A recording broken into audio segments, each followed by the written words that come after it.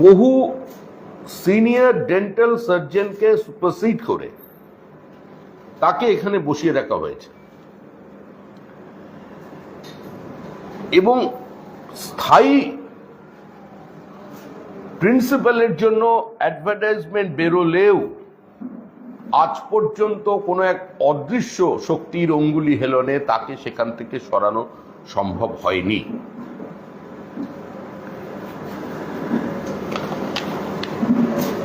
আরো মজার ব্যাপার যে মডার্ন মেডিসিনের ডিন তিনি, কোন ডেন্টাল সার্জন সাধারণত মানে দেশ কেন বিশ্বের কোথাও একজন ডেন্টাল সার্জন যে জেনারেল মেডিসিনের ফ্যাকাল্টি, গাইনোকোলজি বা যে কোনো এমএস যারা করছেন, যে সার্জারি, তাদের পোস্ট গ্রাজুয়েশন করবার জন্য যে স্পেশাল রিসার্চ পেপার জমা দিতে হয় তার সিগনেটারি হতে পারেন না। কিন্তু ওয়েস্ট বেঙ্গল হেলথ ইউনিভার্সিটির তিনি ডিন হয়ে গেছেন, তিনি এখানে বসে আছেন এবং তার একাধিপত্য কার্যত প্রত্যেকটি ছাত্রের কাছে বা ডেন্টাল কলেজে যারা সম্পর্কিত আছেন তাদের সর্বজন বিদিত। প্রায় এনার অঙ্গুলি হেলন ছাড়াও এখানে কোনো গাছের পাতা পর্যন্ত নড়ানোর কারোর ক্ষমতা নেই। যারা ভেন্ডার আছেন তারা বিনা পয়সায় তার ডেন্টাল, তার ব্যক্তিগত প্রাইভেট চেম্বার আছেন, সেখানে জিনিসপত্র সরবরাহ করেন। তার একটি ভিডিও ফুটেজ আবার সামনে নিয়ে এসেছিলেন কিছুদিন আগে, তারই অত্যন্ত ঘনিষ্ঠ ডক্টর রাজু বিশ্বাস, যিনি শাসক দলের ঘনিষ্ঠ বলেও শোনা যায়। এই ডক্টর তপন কুমার গিরি, যিনি বাম জমানার চিকিৎসক, এবং তার চেম্বারে ছিল বুদ্ধদেব ভট্টাচার্য এবং জ্যোতি বসুর ছবি, একজন তৃণমূল কংগ্রেসের ছাত্র নেতা এবং পরবর্তীকালে এখানকার ডেন্টাল সার্জন, এখন চাকুরিরত, তিনি প্রকাশ্য অভিযোগ করছেন যে আমি ওখান থেকে জ্যোতি বসুর ছবি সরিয়েছি, বুদ্ধদেব ভট্টাচার্যের ছবি সরিয়েছি এবং তারপর তাকে মুকুল রায়ের সঙ্গে সম্পর্ক করিয়ে দিই। এখন কার সঙ্গে সম্পর্ক, এবং যেদিন এই প্রকাশ্যে গন্ডগোল হচ্ছে সেদিন তাদের যে সিন্ডিকেট ডেন্টাল কলেজে চলতো, ডক্টর মাসুম মন্ডল এবং ডক্টর রাজু বিশ্বাস, পোস্ট গ্রাজুয়েশন করতে গেলে কোনো সরকারি যিনি চাকুরি করছেন, যিনি স্নাতক আছেন, তাকে স্নাতকোত্তর কোনো ডিগ্রি পেতে হলে তিনি সরকারি খরচায় বা সরকারের কোটাতেই তিনি ভর্তি হন। কিন্তু সাবজেক্ট টু অ্যাডমিশন হচ্ছে তাকে কোনো না কোনো সময় রুরাল পোস্টিংয়ে থাকতে হবে। কিন্তু ডক্টর মাসুম মন্ডল কিংবা রাজু বিশ্বাসের ক্ষেত্রে এটা ব্যতিক্রম। রাজু বিশ্বাস যেদিন প্রকাশ্যে এই তপন কুমার গিরির বিরুদ্ধে মুখ খুললেন, তখন তপন কুমার গিরি, যিনি তার ক্ষমতা বলে তার মেয়ে ডক্টর দেবতী গিরিকে 35 বছর তার মানে বয়স হবে এখন, তাকে এখানের এইচওডি বানিয়ে দিলেন। অনেক সিনিয়র ডক্টর ছিলেন, কিন্তু এর বিরুদ্ধে মুখ খোলার ক্ষমতা কারণ নেই। যে কাজ আরজি করা হয়েছে, আমরা বারবার বলছি, এটা আরজি কর কোনো বিচ্ছিন্ন ঘটনা নয়। আরজি কর কম্পাউন্ডের মধ্যে মেয়েটির কে মৃত অবস্থায় পাওয়া যাবার কারণে আজকে এটা বহু চর্চিত হচ্ছে। কিন্তু হসপিটাল কম্পাউন্ডের বাইরে হত্যাকাণ্ড হয়েছে, চিকিৎসকরা খুন হয়েছেন, রহস্যজনক মৃত্যু হয়েছে যাদের, যে মৃত্যুর ব্যাখ্যা আরজি করের তদানীন্তন চিকিৎসকরা পর্যন্ত সরাসরি তাদের ছাত্রদের সামনে রাখতে পারেননি। শুধু সেখানে নয়, এখানেও চলেছে। 2016 সালে সর্বজন বিদিত, প্রকাশ্যে গেলে কলেজে কান পাতলে শোনা যায়, 2016 সালে 200 জনের অ্যাডভার্টাইজমেন্ট বেরিয়েছিল নভেম্বর মাসে। সেই চাকরি কার্যত বিক্রি হয়েছে। 2017 এপ্রিলে রিক্রুটমেন্ট হয়। প্রকাশ্যে একচিটে একাধিপত্য বিস্তার করে রেখেছেন ডক্টর তপন কুমার গিরি। বাম জমানায় তিনি ছিলেন বাম নেতাদের স্নেহধন্য এবং এখন এখানে বহু নেতাদের সঙ্গে তার ঘনিষ্ঠতা, এটাও কার্যত সর্বজন বিদিত। এই ডক্টর মাসুম মন্ডল এবং ডক্টর রাজু বিশ্বাস, যেদিন রাজু বিশ্বাস বিদ্রোহ করলেন তারই সিন্ডিকেটে থেকে, যিনি প্রকাশ্যে বলছেন যে এই লোকটার জন্য আমি কি করেছি কি করিনি, ইনি একজন বড় ডাক্তার, এর হাত ভগবান ভালো দিয়েছে, ইনি কাজের মানুষ, কাজটা বোঝেন, কিন্তু যত রকমের দুর্নীতি, এমনকি তার নিজের চেম্বারে দুটো স্টিলের যে আলমারি আছে রাখা, সেগুলো পর্যন্ত ভেন্ডাররা সাপ্লাই করেছেন, প্রকাশ্যে বলছেন করে তিনি নিজের কাউকে দিয়ে তোলাটা তারা সেটা ভাইরাল করিয়ে দেওয়া হয়েছে। আর ঠিক তার পরের দিনই রাজু বিশ্বাসকে ট্রান্সফার করে দেওয়া হয় দার্জিলিং। তিনি কলকাতায় ঘোরাফেরা করছেন, দার্জিলিং এর মানুষ বিভিন্ন সময় তাকে দেখতে পেতেন না। একটি শিশু মৃত্যুর ঘটনাকে কেন্দ্র করে ডাক্তারদের অনুপস্থিতির মধ্যে তারও নাম উঠে আসে, যদিও সেই মৃত্যুর সঙ্গে তার কোনো সম্পর্ক নেই। কিন্তু যে কোনো কারণেই হোক, 2023 সালের নভেম্বর মাসে তাকে সাসপেন্ড করা হয়, তার বেতন পর্যন্ত বন্ধ করে দেওয়া হয়। আবার তিনি ফিরে এসেছেন দার্জিলিং এ। এই কলেজে গেলে, ডেন্টাল কলেজে গেলে বোঝা যাবে যে আজকে তিনি কিভাবে কতদিন সেই হসপিটালে অ্যাটেন্ড করছেন। তো আজ পর্যন্ত যে পরিস্থিতি তৈরি হয়েছে, 2021-22 সালে ডেন্টাল কাউন্সিল অফ ইন্ডিয়া এই কলেজকে চিঠি দিয়ে জানায় যে 100টা যে আসন আছে সেখানে ডেন্টাল সার্জনের জন্য, সেটাকে কমিয়ে তাদের 50টা করে দেওয়া হবে, কারণ ইনঅ্যাডিকুয়েট টিচার, যে সংখ্যক শিক্ষকের থাকার প্রয়োজন সে সংখ্যক শিক্ষক নেই।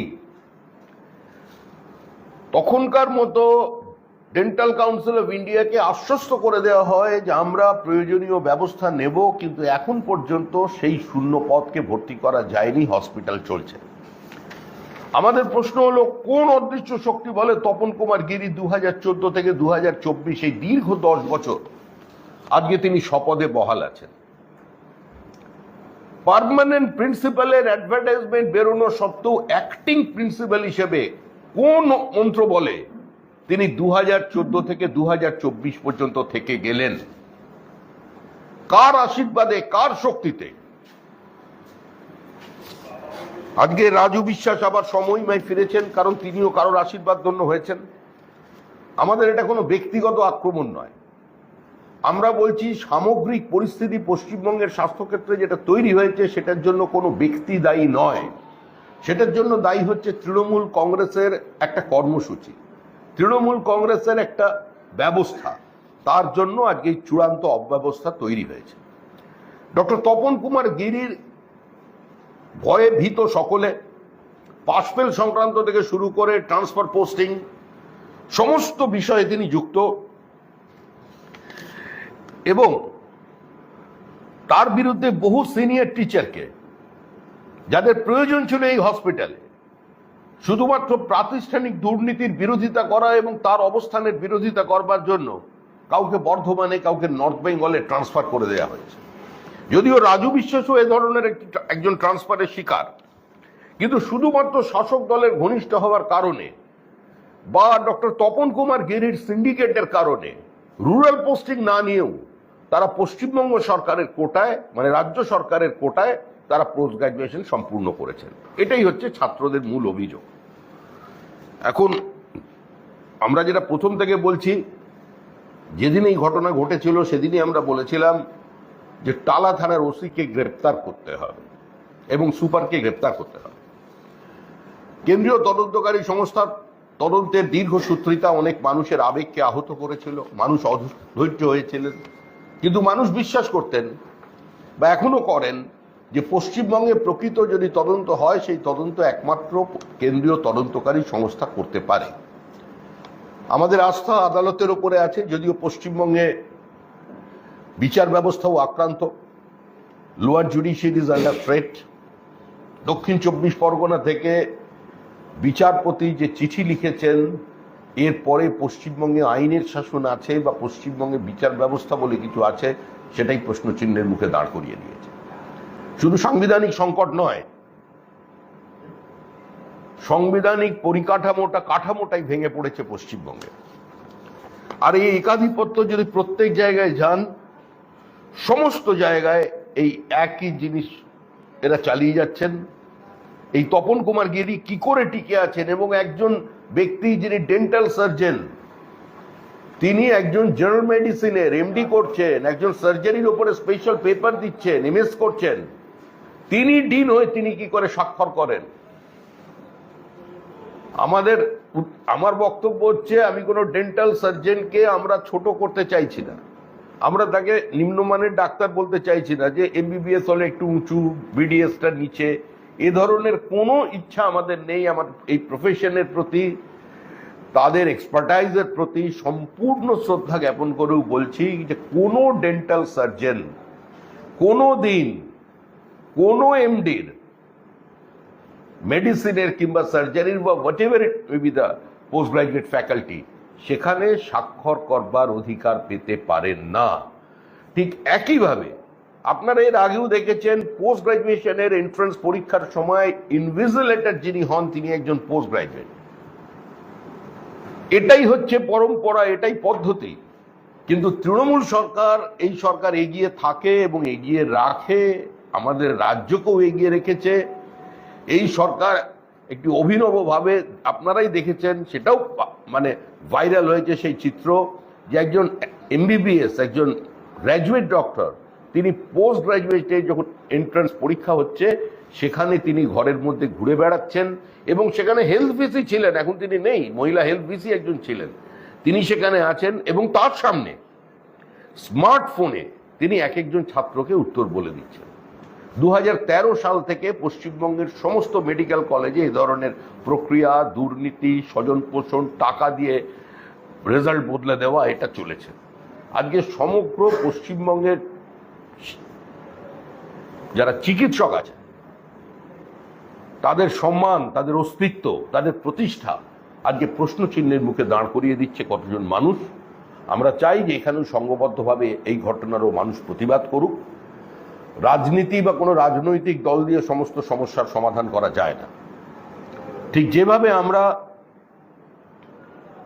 সন্দীপ ঘোষের বিরুদ্ধে ধর্ণা দিয়েছিলাম, বিভিন্ন জায়গায় আমরা চিঠি লিখে আমাদের প্রতিবাদ জানিয়েছিলাম, আমাদের চিকিৎসক সেলের পক্ষ থেকে আমরা রাজ্যপালের কাছে গিয়ে ক্যাটেগরিক্যালি তার সম্পর্কে যে অভিযোগ সেখানকার চিকিৎসকরা করেছিলেন বা যারা অন্যান্য মেডিকেল স্টাফ আছে তারা করেছিলেন, সেই অভিযোগগুলো জানিয়ে এসেছিলাম, অপসারণের দাবি করেছিলাম।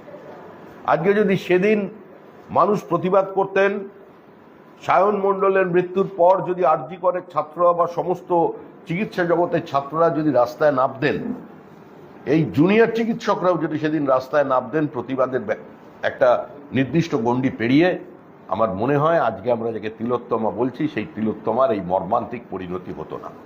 এটি সম্পূর্ণভাবেই একটা প্রাতিষ্ঠানিক বিষয়, এবং মেয়েটি খুন হয়েছে। খুন করার জন্য যদি কারোর ফাঁসি হয়, সঞ্জীবকে ধনঞ্জয় বানানো যায় না। ফাঁসি দিয়ে সরকার সমস্ত, সঞ্জয়কে ফাঁসি দিয়ে এই সমস্ত সমস্যার সমাধান হবে না। যদি সঞ্জয়কে ফাঁসি দিলে সমস্ত সমস্যার সমাধান হয়ে যেত, কলকাতার রাস্তায় বা পশ্চিমবঙ্গের বিভিন্ন জায়গায় এই জনপ্লাবন হতো না। 12 বছরের তৃণমূলের একদলীয় একচেটিয়া একাধিপত্য মানুষের জীবন জীবিকাকে যেভাবে গ্রাস করেছে, যেভাবে একটা বাধ্যতার সংস্কৃতি চাপিয়েছে, যেভাবে গোটা শিক্ষা সহ অন্যান্য ক্ষেত্রকে খোলা বাজার বানিয়ে দিয়েছে, তার বিরুদ্ধেই প্রতিবাদ চলছে। জুনিয়র ডাক্তাররা তাদের মতো করে প্রতিবাদ করছেন। তারা, আমরা আমাদের সলিডারিটি এক্সপ্রেস করেছি। কারা কিভাবে কখন আন্দোলন করবেন, কারা কিভাবে কখন বৈঠক করবেন, বৈঠকের রূপরেখা কিরকম হবে, সেটা জুনিয়র ডাক্তাররা সেটা চেষ্টা করবেন। আমরা শুধু জুনিয়র ডক্টরদের কাছেও একটা আবেদন রাখবো যে আন্দোলনের নামে আপনারা আন্দোলন করছেন, কিন্তু আপনাদের মাঝখানে কিছু মানুষজন এসে এমন ধরনের কিছু স্লোগান শাউটিং করছেন যেটা আপনাদের প্রতিষ্ঠাকেই ভবিষ্যতে কালিমালিপ্ত করবে। বিজেপি অফিসের সামনে এসে আন্দোলন করতে করতে দেশের প্রধানমন্ত্রী, আপনি বিজেপিকে ঘৃণা করতে পারেন, বিজেপির সমালোচনা করতে পারেন, বিজেপির বিরুদ্ধে স্লোগান দিতে পারেন, কিন্তু বিজেপির দেওয়ালে যে ছবি আছে উনি ভারতবর্ষের প্রধানমন্ত্রী, সেই প্রধানমন্ত্রীর ছবির মুখে আপনি সিগারেট দিয়ে ঘষতে পারেন না। এগুলো থেকে একটু দয়া করে বিরত থাকবেন। আমরা কোনো আন্দোলনে আমাদের রাজনীতির রং এই আন্দোলনে অন্তত লাগাবার জন্য নেই। পশ্চিমবঙ্গের মানুষ আমাদের বিরোধী দলনেতাকে আমাদের দায়িত্ব দিয়েছেন, বিরোধী দল হিসেবে একমাত্র আমাদের রেখেছেন। আমরা বিরোধী দলের ভূমিকা পালন করব। আমরা প্রথম থেকেই আপনাদের আন্দোলনের সঙ্গে সহযোগিতা করেছি। আমাদের কোন বিভিন্ন কর্মীরা এই আন্দোলনে সামিল হয়েছেন, পতাকা ছাড়া সামিল হয়েছেন। সেখানে গিয়ে কেউ বিজেপির স্লোগান দেয়নি, অন্য কোনো স্লোগান এখানে দেয়া হয়নি। আমরা আমাদের মতো করে দলের পক্ষ থেকে বলেছি যে আমরা মনে করি এই সমস্ত সমস্যার সমাধান হবে যদি তৃণমূল সরকারের বিসর্জন সম্ভব হয়। যখন তৃণমূল বলছে সঞ্জয়ের ফাঁসি চাই, তা আমরা বলছি আরেকটা ধনঞ্জয় বানিয়ে দিয়ে সত্যকে চাপা দেওয়া যাবে না। শুধুমাত্র কিছু পারস্পরিক এভিডেন্সের উপরে নির্ভর করে, নির্দিষ্ট তথ্য না থাকা সত্ত্বেও ক্যাপিটাল পানিশমেন্ট হয়ে গিয়েছিল ধনঞ্জয়ের। তার জন্য অনেকে রাস্তায় নেমে ধনঞ্জয়ের ফাঁসি চেয়েছিলেন, কিন্তু একা ধনঞ্জয় ঘটনাটা ঘটিয়েছিল এটা কেউ পশ্চিমবঙ্গের মানুষ বা কলকাতার মানুষ বিশ্বাস করেনি।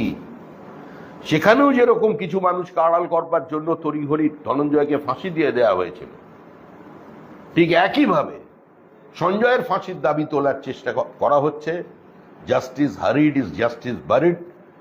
আমরা চাই এই মানুষের এখন বক্তব্য হচ্ছে তারা এই সরকারটারই ফাঁসি চান। আরেকটি, এই সরকারের কীর্তি যদিও বলতে পারেন বেসরকারি, কিন্তু সরকারি অনুমোদন ছাড়া এটা বার করা সম্ভব নয়। আমরা ডেন্টাল কলেজ সম্পর্কে যা যা বলেছি তার মধ্যে আরেকটা ইনফরমেশন দিয়ে দিই। এই কলেজে যিনি প্রিন্সিপাল ছিলেন ডক্টর মধুমিতা মজুমদার, কার্যত তাকে রিজাইন করতে বাধ্য করা হয়েছিল। ডেন্টাল কলেজ প্রিন্সিপালের পদ থেকে তাকে রিজাইন করতে বাধ্য করা হয়েছিল। এটা হচ্ছে ছাত্রদের বক্তব্য। আরেকটি দেখছে রায়ো মার্টিন, টিভি খুললেই যাদের ছবি দেখা যায়, যে কোম্পানির বই না পড়লে কেউ মাধ্যমিক কিংবা উচ্চ মাধ্যমিকে প্রথম, দ্বিতীয় বা তৃতীয় হতে পারেন না। রায়ো মার্টিন বিদ্যাসাগরের পরেই যদি প্রতিভাধর কোনো সংস্থা জন্মে থাকে, বর্ণ পরিচয়ের কাছাকাছি প্রায় মর্যাদা চলে গেছে বিজ্ঞাপনের কারণে। ইনি লিখছেন অষ্টম শ্রেণীর ইতিহাস বই। দেখুন এই বইতে যেটা লেখা আছে, এখানে পাতাও বার করে দিচ্ছি পড়বার সুবিধার জন্য আমি পড়ছি।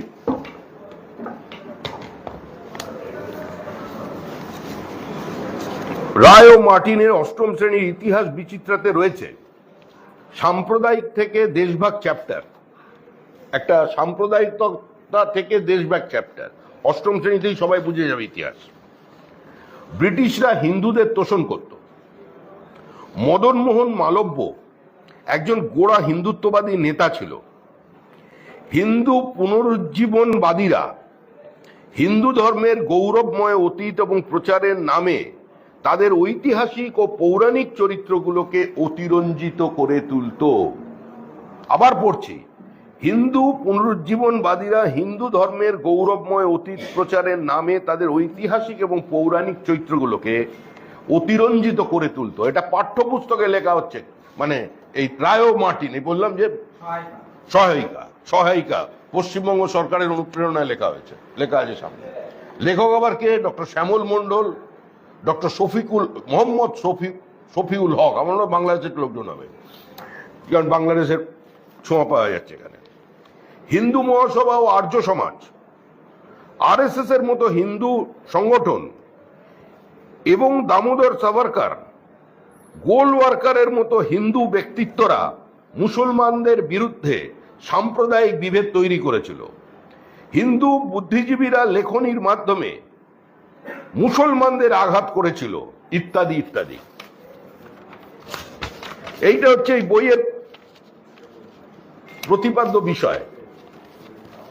ক্লাস 8-এ যদি এই বই পড়ানো হয় এবং পশ্চিমবঙ্গ সরকারের যে সিলেবাস আছে সেই সিলেবাসের অনুমোদিত বলে প্রথম পাতায় লেখা হয়েছে, মধ্যশিক্ষা পর্ষদ প্রবর্তিত নতুন সিলেবাস এবং প্রশ্নপত্রের নতুন কাঠামো ও নম্বর বিভাজন অনুসারে লেখা এই রায় ও মার্টিনের ইতিহাস বিচিত্রা আমার সংস্থা কয়েকদিনের মধ্যেই, হয়তো আগামীকাল কিংবা বুধবারের মধ্যে আমরা মামলায় যাচ্ছি। পার্টি নয়, অন্য সংগঠন মামলা করবে। 15 দিনের টেক্সট বুক সহায়িকা যেই হোক, প্রশ্নটা যেই হোক, রাজ্য সরকার রেকমেন্ড করেছে কি করা নিয়ে আমাদের দেখার দরকার নেই। রাজ্য সরকার এই বই পড়তে, এই বই চলে কি করে? যে বইয়ে সরাসরি মদন মোহন মালব্যকে আক্রমণ করা হচ্ছে, যে বইতে সৈয়দ আহমদ খানের ভূমিকাকে একটি বিচিত্রভাবে লেখা হচ্ছে, যে বইতে কি করে হিন্দু এবং মুসলমানের মধ্যে বিভাজন তৈরি হলো এবং বাংলা ভাগের মানে সম্পূর্ণ ভুল তথ্য। স্যার সৈয়দ আহমদ খান তিনি ইংরেজি শিক্ষা এবং আধুনিক শিক্ষা মুসলমানদের ছড়ানোর জন্য প্রথমে চেষ্টা করেন, পরে তিনি দ্বিজাতি তত্ত্বের কথা বলেন। জিন্না প্রথমে দ্বিজাতি তত্ত্বর কথা জিন্না তো আনেননি, কিন্তু তার বক্তব্য থেকে বিভিন্ন সময় এটা চলেছে। এটা ইতিহাস। এটা ক্লাস 8-এ পড়াশোনার কোনো প্রয়োজন আছে বলে তো মনে হয় না, কিন্তু লিখলেন। কিন্তু লিখে সরাসরি এ ধরনের সংগঠনকে, আর্য সমাজের মতো সংগঠনকে আক্রমণ করছেন। গোলওয়ার্কারের কোন লেখায় আরএসএস কোথায় কবে মুসলমানদের বিরুদ্ধে বিদ্বেষ ছড়িয়েছে? সংঘের প্রার্থনায় কোথায় বিদ্বেষ আছে? হিন্দুত্ব কোনো বাদ নয়। হিন্দুত্ববাদী যারা লেখেন, হিন্দুত্ব কোনো বাদ নয়, এটা কোনো ইজম নয়, it's a way of life. এটা তো এর যে সুপ্রিম কোর্টের ব্যাখ্যা, এটা তো মহামান্য সুপ্রিম কোর্টও যেভাবে ব্যাখ্যা করেছেন এবং সেটা গ্রহণযোগ্য ব্যাখ্যা, এবং আমরা যারা এই মতাদর্শে বিশ্বাস করি, আমরা যারা এই দীর্ঘদিনের সনাতনী বহমানতায় বিশ্বাস করি, তো এখানে তো বহুত্ববাদ তো এই সমাজের মধ্যে আছে। আমার প্রশ্ন সেটা হচ্ছে প্রোপাগান্ডামূলক বই হাজার হাজার আছে, এটাও ধরে নিন আপনি প্রোপাগান্ডামূলক বই করা রাজ্য সরকার থেকে রেকমেন্ড করছেন। রাজ্য সরকার তো শব্দ বদল করেছে। রাজ্য সরকার তো এটাই চায়, রাজ্য সরকার এটা চায়। আমি রাজ্য সরকারের কথা বলছি না। রাজ্য সরকার থাকতে এই বইটা থাকে কি করে? কোনো কন্ট্রোল নেই। আপনি যে কোনো ইতিহাস লিখতে পারেন, ইতিহাস মানুষকে পড়াতে পারেন। পড়া না পড়াটা ছাত্রদের অধিকার, তার অভিভাবকদের অধিকার বা তাদের ব্যক্তিগত সিদ্ধান্তের উপর নির্ভর করে। আমরা রাজ্য সরকারের বিরুদ্ধে তো বলছি না। আমাদের বক্তব্য যে রাজ্য সরকারের কি নীতি, রাজ্য সরকারের মনোভাবটা বুঝেই এরা বইটা লিখেছে। যেখানে রামধনু রংধেনু হয়ে যেতে পারে, যেভাবে রাজ্য সরকার বিভিন্নভাবে মানে ওই সিঙ্গুর আন্দোলনটাকে মোটামুটি ভাবে গান্ধীজির অসহযোগ আন্দোলনের ওপরে তুলে নিয়ে যেতে পারে এবং সেখানে বিচিত্র ব্যক্তিদের, স্বনামধন্য ব্যক্তিদের তাদের ইতিহাস বই সামিল করে দিতে পারে, সে অধিকার তাদের আছে। রাজ্য সরকারের মনোভাবটা যদি থাকতো, তাহলে রাজ্য সরকার ঠিকঠাক থাকলে এই বই বাজারে বেরোতো না। এই মদন মোহন মালব্য সম্পর্কে এ ধরনের কথা বেরোতো না। এর মানেটা কি হচ্ছে? এর মানে এটা দাঁড়াচ্ছে যে রামধুন গেয়ে যে গান্ধীজি সারা ভারতবর্ষের মধ্যে একটা স্বাধীনতা পাওয়ার উদগ্র বাসনা তৈরি করেছিলেন এবং বিভিন্ন সময় তার বক্তব্যে তিনি রামকে কোট করতেন, এ বলছে অতিরিক্ত মহিমান্বিত করে মুসলমানদের আক্রমণ করেছে। এবং এই বইয়ের ওই কত পাতা থেকে 272 থেকে 279 পর্যন্ত এই বইটার মধ্যে পড়ে দেখুন। এই বইটা যেভাবে ইতিহাসকে উপস্থাপিত করেছে তার অর্থ হচ্ছে এটাই যে বিভাজন হয়েছিল, সেই বিভাজনের কোনো দায়িত্ব মুসলমানদের ছিল না, মানে মুসলিম লীগের ছিল না। এই ঘৃণা, এই বিদ্বেষ সম্পূর্ণভাবে তৈরি করেছিলেন ভারতের তদানীন্তন জাতীয় নেতারা, মানে সর্দার প্যাটেল, মহাত্মা গান্ধী, নেহেরুর কারণে, তাদের এই হিন্দুত্ববাদের কারণে, এ তো তাই লিখছে, তাদের অতিরিক্ত আমাদের মাইথোলজিকে গৌরবান্বিত করার কারণে মুসলমানদের বিরুদ্ধে ঘৃণা সৃষ্টি হয়েছিল এবং সেটাই বিভাজনের কারণ। এই বই পড়ে নতুন নতুন বিদ্যাসাগর তৈরি হবে। আমরা বলছি যে এই বই, এই কোম্পানি সাবধানে থাকুন, এসব কিন্তু আর এখানে চলবে না। একটা সময় চলতো, সেদিন চলে গেছে, বামেরাও মুছে গেছে, কেউ বাঁচাবে না। এখন মানুষ যদি আবেগতাড়িত হয়ে যায়, এখন প্রবল প্রতিরোধ চারিদিকে চলছে। বাঙালি আবার জেগে উঠেছে, হিন্দু বাঙালির ঘুম ভেঙেছে। ফলে কোথায় কি হয়ে যাবে, কোথায় ভাঙচুর হবে আমাদের জানা নেই। 15 দিনের মধ্যে এটাকে প্রত্যাহার করতে হবে। আমরা দলের পক্ষ থেকে এটা বলছি যে যাদের সম্পর্কে বলেছেন তারা আইনানুগ যা ব্যবস্থা নেবেন। আমার একটা প্রশ্ন, এটা হচ্ছে সিবিআই এর হাতে পুলিশ ওসি অ্যারেস্ট হওয়ার পরে এবং খুন ধর্ষণ মামলায় সন্দীপ ঘোষ গ্রেপ্তার হওয়ার পরে যে অভিযোগটা উঠেছিল ক্রাইম সিন অল্টার করা হয়েছে, যে প্রসঙ্গ আদালতেও উঠেছিল, সেই অভিযোগটাই কি জোরালো হলো? স্বাভাবিকভাবে ক্রাইম সিনকে যে অল্টার করা হয়েছিল, প্লেস অফ অকারেন্সকে যে ধ্বংস করা হয়েছিল, বায়োলজিক্যাল সমস্ত প্রুফকে যে শেষ করে দেওয়া হয়েছিল, এটা তো জনমনে প্রতিষ্ঠিত, এটা দৃশ্যমানতায় আছে, মানুষ এটা দেখেছে। সূর্যাস্তের পরে পোস্টমর্টম করা, তাড়াতাড়ি নিয়ে গিয়ে পানিহাটিতে তাকে সৎকার করা, কে স্বাক্ষর করলেন, কে টাকা দিলেন মানে এই শেষকৃত্যের জন্য, সেটা আমি তার বাবা পর্যন্ত জানেন না। একমাত্র সন্তান চলে গেলে এরকম মর্মান্তিক ক্ষেত্রে হয়তো সেই সময় তিনি একটা ট্রমার মধ্যে ছিলেন, কিন্তু তাহলেও এটা একদমই জানলেন না। পুলিশ গিয়ে তাকে টাকার অফার করেছে বললেন, তার উপরে জোর তৈরি করে দেওয়া হলো বললেন। এত মানুষ কেন পৌঁছেছিল সেদিন পানিহাটিতে? নেতারা কি করতে গিয়েছিলেন? তাহলে সিপির অপসারণের যে দাবি তুলেছে ছাত্ররা, সেই দাবিটাও কি হবে? সিপির অপসারণের যে দাবি তুলেছে ছাত্ররা, না না, আমরা দেখুন, আমরা ছাত্ররা যে দাবি করছে ছাত্রদের মতো করে করছে, ছাত্রদের দাবির সঙ্গে আমরা সহমত আছি। তারা যে আন্দোলন করছেন আমরা আন্দোলনকে সমর্থন জানাচ্ছি। না, অপসার প্রথম দিন থেকে আমরা তো কাস্টাডিটাই চাইছি। আমরা তো প্রথম দিনে বলছি যে এই ঘটনার পরে যে সিপিকে অবিলম্বে শুধু ওখান থেকে সরিয়ে দেওয়া নয়, তাকে গ্রেপ্তার করা উচিত। এটা তো বিজেপি প্রথম দিন থেকে বলছে। আমরা প্রথম দিন থেকে কাশীপুরের গ্রেপ্তারি চেয়েছি, আমরা প্রথম দিন থেকে সন্দীপ ঘোষকে গ্রেপ্তার করার কথা বলেছি। এবং যখন দুর্নীতি নিয়ে সন্দীপ ঘোষকে গ্রেপ্তার করা হয়েছে তখনও একটা জনরোষ তৈরি হয়েছে যে খুনের ঘটনায় কেন গ্রেপ্তার হবে না। আজকে সম্পূর্ণভাবে প্রমাণ লোপের কাজ অত্যন্ত দায়িত্ব নিয়ে দৃঢ়তার সঙ্গে যিনি করেছিলেন তিনি সন্দীপ ঘোষ এবং কাশীপুর থানার ওসি, এবং এটা টালা থানার, এবং এটা কোনো সময় কলকাতার পুলিশ কমিশনের অজ্ঞাতসারে হয়নি। এর সঙ্গে এত মানুষ যুক্ত আছেন, ক্রমশ প্রকাশ্য এত মানুষ যুক্ত আছে। যদি তদন্ত ঠিক পথে এগোয় তাহলে দেখা যাবে। কারণ সন্দীপ ঘোষের দিয়ে বা এই সমস্ত এই তপন কুমার গিরি এই ধরনের লোকজন এত বছর ধরে আশীর্বাদ ছাড়া, অনুমোদন ছাড়া এই ঘটনা টেনে নিয়ে যেতে পারে না। আক্রমণ হয়েছিল, এই আক্রমণটা অভিযোগ করা হয় তৃণমূল কংগ্রেস আশ্রিত দুষ্কৃতীরা আক্রমণ করেছিল। তার প্রতিবাদে আজকের থিয়েটার ব্যক্তিত্বদের ডাকে নাগরিকদের প্রতিবাদ মিছিল।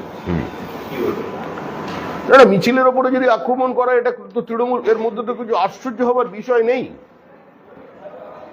একাধিক তৃণমূল কংগ্রেসের বিধায়ক তারা বলেছেন যে চিকিৎসা না পেয়ে মানুষ যদি আক্রমণ করে জুনিয়র ডক্টরসদের, মানুষ যদি অন্য পথ বেছে নেয় তাহলে আমরা বাঁচাতে আসবো না, আমরা বুঝিয়ে দেবো। প্রতিদিন তো তাদের থ্রেট করা হচ্ছে। এই আন্দোলনে যাতে যুক্ত না হয়, এই আন্দোলনে যাতে ডাক্তারসরা না নামে, ডেন্টাল মেডিকেল কলেজের ছাত্ররা যাতে এই আন্দোলনে না নামে, এই তপন কুমার গিরির সিন্ডিকেট তো প্রতিনিয়ত থ্রেট করছে যে সর্বনাশ করে দেবো, কেরিয়ার শেষ করে দেবো, পাস করতে দেবো না। এটা তো চলছে, সেই ছাত্ররাই তো আমাদের মেটেরিয়াল সাপ্লাই করছে, তারাই তো এসে বলছে। আমরা কোথা থেকে ওখানে এখন দাঁত তুলতে যাইনি এর মধ্যে।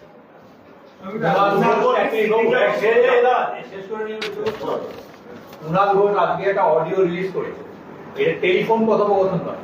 মুখ্যমন্ত্রী যখন ধর্ণা মঞ্চের সামনে এসেছিলেন ওদের, তখন ছাত্র নেতৃত্ব নিজেদের মধ্যে আলোচনা করছিল, সেইটা রেকর্ড করে দিয়ে এই অভিযোগ করছে যে ছাত্র নেতাদের সমস্যা সমাধানের প্রশ্নে যে ইতিবাচক মনোভাব নেই, এটা তার প্রমাণ। আন্দোলন জিয়ে রাখা। দেখুন, কুণাল ঘোষ কি অডিও প্রকাশ করেছে আর ছাত্ররা কি কথা বলছেন, এদিকে আমাদের কোনো উৎসাহ নেই।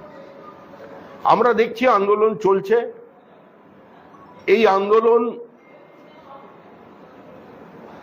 কোথায় যাবে, কোন পথে যাবে, কিভাবে যাবে, সেটা ছাত্ররা নিয়ন্ত্রণ করবে। মুখ্যমন্ত্রী প্রশাসনিক প্রধান কাল তিনি ধর্ণা মঞ্চে পৌঁছেছিলেন। আমরা দেখলাম তার বাড়িতে ছাত্ররা পৌঁছেছিল বৃষ্টির মধ্যে। তারপর তাদের দাবি ছিল যে তারা নিজেরা ভিডিও করবেন, এটা একটা মানে কারোর ওপরে, এই সরকারের উপরে বা মুখ্যমন্ত্রীর উপরে তাদের যে আস্থা নেই সেটা তারা ওখানে বলেছেন, তার মানে সেটাই দাঁড়ায়। এবার তারা কি সিদ্ধান্ত নেবেন বা ছাত্ররা বসে ওখানে কি করছেন আমরা কি বলবো, আমরা শুধু আবেদন করতে পারি। কিন্তু অডিও দিয়ে তৃণমূল কংগ্রেস এই অডিওর রাজনীতি থেকে আমার মনে হয় কুণাল ঘোষেরও সরে আসা উচিত। লাস্ট কোশ্চেন, আজকে জুনিয়র ডাক্তারদের মহামিছিলে আজকে ডাক দিয়েছে তারা, সেই সঙ্গে নার্সরা যোগ দিয়েছেন এই মিছিলে, এবং বিভিন্ন জায়গা থেকে আজকে স্কুলের প্রাক্তনী, কলেজের প্রাক্তনীরা আজকে মিছিলের ডাক দিয়েছেন। দেখুন, এটা অত্যন্ত স্বাভাবিক আছে, গোটা সমাজ প্রতিবাদ করছে, সমস্ত শিক্ষিত সমাজ এই আন্দোলনে সামিল হয়েছে। কারণ নিম্ন মধ্যবিত্ত মানুষের তাদের ছেলে মেয়েদের প্রতি যে একটা নিয়ে তাদের যে অ্যাসপিরেশন থাকে যে বড় হলে ডাক্তার হবে, ইঞ্জিনিয়ার হবে, চার্টার্ড অ্যাকাউন্টেন্ট হবে, বিজ্ঞানী হবে, আজকে যে রাজ্যে মেধা বারবার প্রতারিত হচ্ছে, মেধা বিক্রি হয়ে যাচ্ছে, সে কারণে শিক্ষিত সমাজের সর্বস্তরে মানুষ পৌঁছচ্ছে। আর নার্সরা তো দীর্ঘদিন আন্দোলন করছে, নার্সদের নিয়োগ নিয়ে যে দুর্নীতি হয়েছে, কি অস্বস্তিকর পরিস্থিতির মধ্যে এই মুহূর্তে সরকারি হসপিটালের নার্সদের চাকরি করতে হয়, বারবার তারা প্রতিরোধ করেছে। তাদের উপরেও তো পুলিশ আক্রমণ করেছে, অতীতে তো সেটাও আমরা দেখেছি। ভবিষ্যতের পুলিশকে বর্তমানের পুলিশ আক্রমণ করছে, লাঠিচার্জ করছে। তাদের যে তালিকা হয়েছে তারা ধর্ণা দিচ্ছে ভবনের সামনে, মানে ভবিষ্যতে পুলিশ হবে। আর এখনকার যে পুলিশ সে তার উপর লাঠিচার্জ করছে, সেটা তো আমরা দেখছি। এমন রাজ্য কোথাও খুঁজে পাবে না গো তুমি, এ অবুন করবে। আমি বলতে পারবো না, আমার কাছে কোনো টিয়া পাখি নেই, আর বিজেপির কাজ এটা নয়। আমাদের অত্যন্ত প্রথম থেকে ক্যাটাগরিক্যালি দাবি তার অপসারণ, তার গ্রেপ্তারি, তার কাস্টাডি ট্রায়াল। এটা হচ্ছে পার্টির অবস্থান।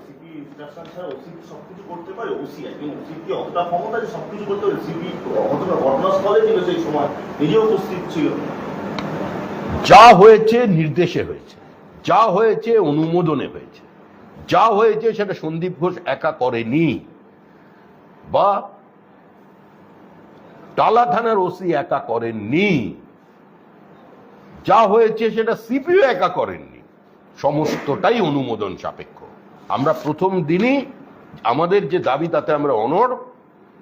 আমরা যদিও বলছি যে দফা 1 দাবি 1 মুখ্যমন্ত্রীর পদত্যাগ, কিন্তু আমরা জানি মুখ্যমন্ত্রী পদত্যাগ করবেন না, জেনেও আমরা শুধু স্লোগানের জন্য বলছি, আমরা ধর্নায় আমরা এই সরকারটাকে গণতান্ত্রিক ব্যবস্থার মধ্যে দিয়ে সরিয়ে দেবো। এই নিয়ে আমরা কোনো মন্তব্য করব না। জুনিয়র ডাক্তাররা কি বলেছেন, চন্দ্রিমা দেবী ওখানে কি প্রতিক্রিয়া দিয়েছেন, সেটা আমাদের দেখার বিষয় নয়। আমরা শুধু সলিডারিটি এক্সপ্রেস করেছি আন্দোলনের প্রতি। আন্দোলনের পদ্ধতি, আন্দোলনের রূপরেখা, আন্দোলনের গতিমুখ আমাদের দ্বারা নিয়ন্ত্রিত নয়, না আমরা সেটা নিয়ন্ত্রণ করবার কোন রকমের সামান্যতম ইচ্ছা আমাদের আছে।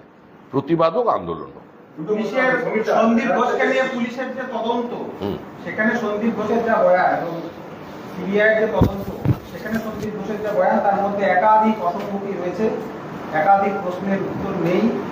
এবং এই প্রাক্তন অধ্যক্ষ টালার ওসিকে গ্রেপ্তারের পর কি আদৌ এই তদন্তের রহস্যের জট খুলবে? আদৌ কি তদন্তের রহস্যের জট খুলবে? যেভাবে অসঙ্গতি একের পর এক বয়ানে অসঙ্গতি দেখা যাচ্ছে সন্দীপের, এবং সন্দীপের তদন্তের জট কি করে খুলবে আমরা বলতে পারবো।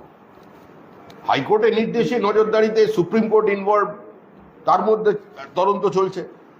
সেই তদন্ত যখন সিবিআই করছে, তো যখন সিবিআই এর যদি তদন্ত এদিক ওদিক করে, তারা যদি তাদের কোন রকম দক্ষতার যদি মানে কমই দেখা যায়, তাহলে সেটা কোর্ট দেখবে বিষয়টা। বিষয় তো জটিল, আর মানুষ তো ছোট মাছ চায় না, এটা বুঝতে হবে মানুষের আবেগকে। মানুষ বড় মাথা চাইছে। মানুষ কি কথা বললে বলছে কবে যাবে, কবে ধরবে, আমরা কি করব? এলকে আদবানি থেকে সোনিয়া গান্ধী, তাদের বিরুদ্ধে যখন দুর্নীতির অভিযোগ উঠেছিল তারা সরে গিয়েছিলেন, পরে গ্রিন চিট পেয়ে তারা আবার এক জায়গায় ফিরেছে। অরবিন্দ কেজরিওয়ালের বিরুদ্ধেও যখন দুর্নীতির অভিযোগ, তিনিও সরে দাঁড়াচ্ছেন, পদত্যাগ করতে চলেছেন, যেটা শোনা যাচ্ছে। কিন্তু এ রাজ্যের ক্ষেত্রে শিক্ষা, স্বাস্থ্য, সমস্ত জায়গায় এত দুর্নীতি, কয়লা থেকে সব জায়গা থেকে এত দুর্নীতির অভিযোগ হওয়ার পরেও কি মনে করেন মুখ্যমন্ত্রীর কি সরে দাঁড়ানো উচিত গ্রিন চিট পাওয়ার জন্য?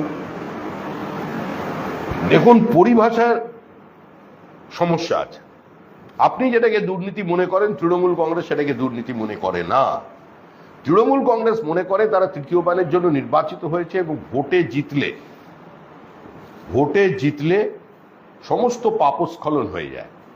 কারণ তৃণমূল দলের পক্ষ থেকেই ক্ষমতায় আসবার পর বলে দেওয়া হয়েছিল, যখন দুর্নীতির অভিযোগ উঠতে শুরু করে, বলে যদিও বুথে লিড দেয়, যদি ওখানে প্রার্থী যেতে, তাহলে ধরে নিতে হবে ওর সঙ্গে মানুষ আছে, তৃণমূলের সঙ্গে মানুষ আছে, সেই জন্য তৃণমূলের চাকরি বিক্রি করার অধিকার আছে।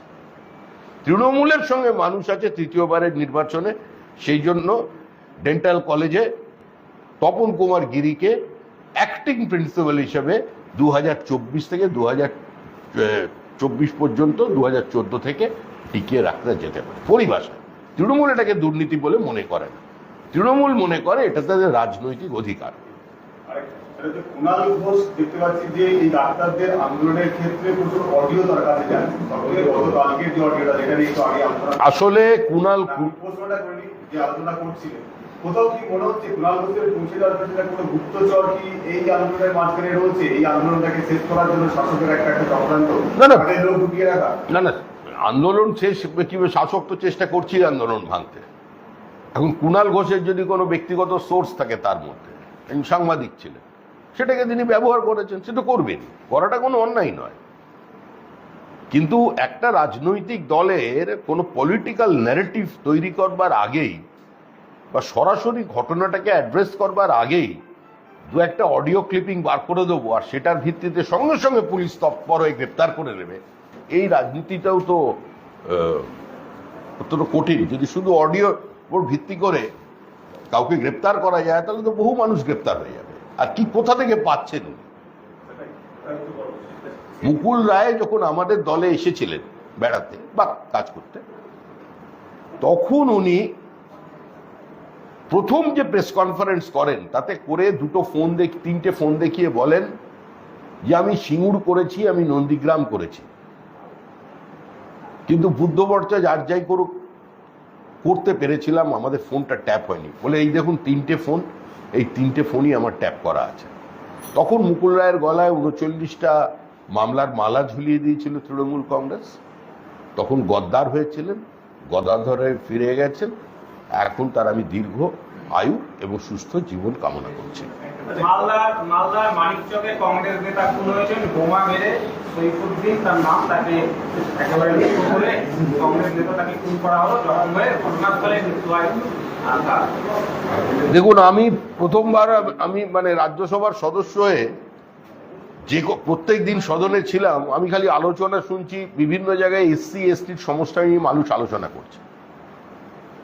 পশ্চিমবঙ্গের মতো এত বেশি তফসিলি সম্প্রদায়ের মানুষ, সংখ্যালঘু সম্প্রদায়ের মানুষ কোথাও খুন হননি। আমি আবার বলছি যে এখানে যারা মোটামুটি ভাবে নবীর পরেই অবস্থান বলে নিজেকে দাবি করছেন, যারা ঘৃণার রাজনীতি করছে, এ রাজ্যে যত মুসলমান খুন হয়েছে তৃণমূল কংগ্রেসের কারণে, তাদের শাসনের কারণে, সেটা ভারতবর্ষের অন্য কোনো রাজ্যে হয়। আর এটা কে মেরেছে এটা নিয়ে আমার জানা নেই, তবে মরছে মুসলমান, মারছে মুসলমান, এই পরিস্থিতি তৈরি হয়েছে পশ্চিমবঙ্গে। এর জন্য দায়িত্ব তৃণমূল সরকারের। কেজরিওয়াল পদত্যাগ করছেন, তিনি বলছে মানুষের রায় আবার ফিরে আসবে নভেম্বরে ভোট দিল্লি। কেজরিওয়াল পদত্যাগ করছেন, তিনি বলছেন মানুষের রায় আবার ফিরে আসবে নভেম্বরে দিল্লিতে ভোট। মানুষ রায় দিলে ফিরে আসবে, ওকে আমরা কেউ নির্বাচনে পাঠাতে চাইছে না। কিন্তু উনি জামিনে মুক্ত, মামলা শেষ হয়ে যায়নি। যে লিকার পলিসির জন্য সরকারের এই হিউজ রেভিনিউ লস হয়েছে, সেটা মিথ্যা হয়নি, সেটা এস্টাবলিশড এবং সেটা আছে। জামিন পাওয়া একজনের অধিকার, সেই অধিকার আমাদের বিচার ব্যবস্থা দিয়েছে। এক একজন বেল পাচ্ছেন, চারিদিকে এমন একটা ভাব করছেন যে এই জাস্ট এতে নোবেল পুরস্কার পেয়ে নেমে এলেন। আজকের শেষ প্রশ্ন, হাইকোর্টে আজকে শেষ আর না নিয়মে কথা হাইকোর্টে নিয়োগ দুর্নীতি তদন্তে, মন দিয়ে শুনতে নিয়োগ দুর্নীতি তদন্তে সিবিআই চিঠি দিয়েছে পর্ষদকে যে হার্ড ডিস্ক কিনে দিতে হবে। পর্ষদ পাল্টা চিঠি দিয়ে জানিয়েছে যে পর্ষদ কোনো লাভজনক সংস্থা নয়। হাইকোর্ট বলেছে অর্থ অনুমোদনের সিদ্ধান্ত অর্থ দপ্তরের, এই পজিশন হয়ে আছে। এটা কে বলেছে? হাইকোর্টে সিবিআই চিঠি দেয় পর্ষদকে যে হার্ড ডিস্ক কিনে দিতে হবে। হ্যাঁ। পর্ষদ বলে যে পর্ষদ কোনো লাভজনক সংস্থা নয়, সুতরাং তারা পারবে না। হাইকোর্ট তার অর্ডারে বলেছে যে অর্থ অনুমোদনের দায়িত্ব নিতে হবে অর্থ দপ্তর। যেখানে হাইকোর্ট বলে দিয়ে সেখানে আর আমাদের বলার কি প্রশ্ন থাকে? যখন সুপ্রিম কোর্টকে দেখিয়ে ভিডিও লাইভ স্ট্রিমিং বন্ধ হয়ে গেছে, তখন এখানে কিছু বললে আমারও স্ট্রিমিং বন্ধ হয়ে যাবে, বিপজ্জনক। সিপিএম বলে একটা বলতে সিপিএম বলে তারা মাটি কামড়ে পড়ে থাকে। কে সিপিএম বলে তারা মাটি কামড়ে পড়ে থাকে, হ্যাঁ। তারা মাঠে ময়দানে থাকে। কিন্তু ভারতীয় নেতা বলতাম দাসগুপ্ত অ্যারেস্ট হলো এই শুধুমাত্র একটা পোস্টার, তাদের কোনো আন্দোলন নেই, কোনো কিছু নেই, তারা এ রয়েছে। কোথাও কি তারাও দ্বিধা বিভক্ত নিজেদের দলের মধ্যে? কোথাও কি তারাও দ্বিধা বিভক্ত নিজেদের দলের মধ্যে? দেখুন, সিপিআইএম পশ্চিমবঙ্গের তৃণমূলের দুর্নীতির বিরুদ্ধে আন্দোলন করছে। ইডি সিবিআই এর তদন্তের গতি সামান্য স্লথ হয়ে গেলেই তারা দিদি মোদি গটাপের তত্ত্ব নিয়ে আসছে। সিপিআইএম এর প্রত্যেকটি নেতার বক্তৃতা এবং আপনাদের বিবৃতিতে মানে একবার করে গরুর রচনার মতো বিজেপির নেতা নাম করা হচ্ছে, মোদিকে আক্রমণ করা হচ্ছে প্রতি ঘটনা। আর যখন দিল্লিতে পৌঁছচ্ছেন তখন এরা একই সঙ্গে ইডি সিবিআই এর অপব্যবহারের জন্য এখানে বলছেন কাজ করছেন আর ওখানে বলছেন অপব্যবহার হচ্ছে, তাদের প্রতিহিংসা পরায়ণতার বিরুদ্ধে আজকে তারা একসঙ্গে ওয়াকআউট করছেন, একসঙ্গে ধর্ণা দিচ্ছেন। এই সিপিএম এর